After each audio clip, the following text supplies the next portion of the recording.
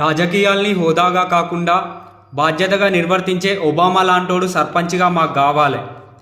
అడ్డదారులు తొక్కకుండా నా ఊరికి రహదారులేసి నడిపించే విశ్వేశ్వరయ్య లాంటోడు సర్పంచ్గా మాకు కావాలి.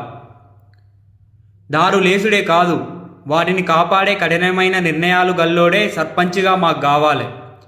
చీకటిని చిదిమేసి ఊరంతా వెలుతురు కాంతులను పంచే సరైనోడు సర్పంచ్గా మాకు కావాలి.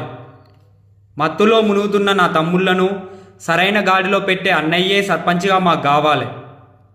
తెల్ల అంగీలేసి దండాలు పెట్టించుకునే మంచోడు కాదు, మా మధ్యలో ఉంటూ మా కోసం తపనపడే తనయుడే సర్పంచ్గా మాకు కావాలి.